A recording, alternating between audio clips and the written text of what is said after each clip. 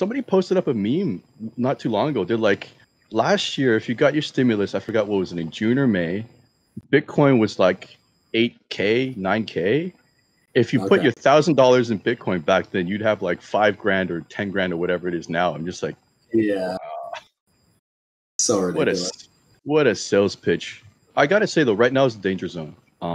Because I do some historic analysis. I'm like, I'm not the only one. A lot of people do, and they're looking at the chart and they're looking at these wallets that have like the low amounts of Bitcoin, like the 0.1s and the ones or whatever, and they're like, when those wallets reach peak and the old 10, 100,000 K wallets like are dumping, that's when this whole thing's gonna flip. The bear market's gonna come, because they're like, when the little guys start buying the manias at its peak, and then it's the moms and the grandmothers, and they're like, you need to watch out. Yeah, exactly. Yeah, it's the same with anything, right? Like we talked about that last week with the gold and stuff like that. As soon as everybody starts buying, I mean, granted, everybody kind of is already buying, but I think this last stimulus push here is probably going to be the big one that everybody just throws all their last couple bucks into it, and then, like you said, some of those big guys are going to start taking profits.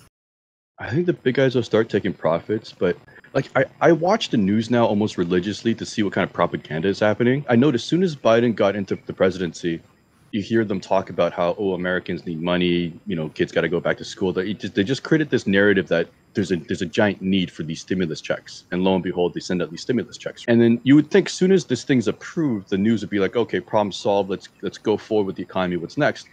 Now I'm starting to see like news about how, oh yeah, America has an infrastructure problem. We have roads that need fixing. We need this. We need that.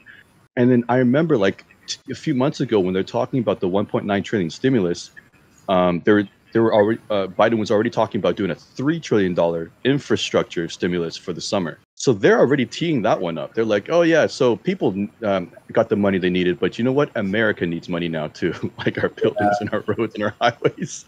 And they're gonna give another $3 trillion. It's almost a done deal. Ridiculous. Just keep the printers rolling, I guess. And the other thing is like the other thing that went under the radar this week was the ECB, the European Central Bank. They printed another 1.3 trillion. Really? Yeah, but this is the thing that I learned recently was that it's not accidental. They're doing this at the same time. Because if all currencies are tied to the US dollar, right, in terms of value, and the US prints a bunch of money, then all these currencies get devalued too.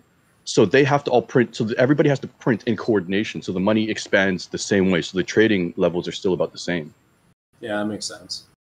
Right. So like if you think like the US just printed another 1 trillion and that's how much money's in the supply, like no, you have to kind of double that by the other countries in the world too. So yeah. The amount of money in the world is just getting crazy right now.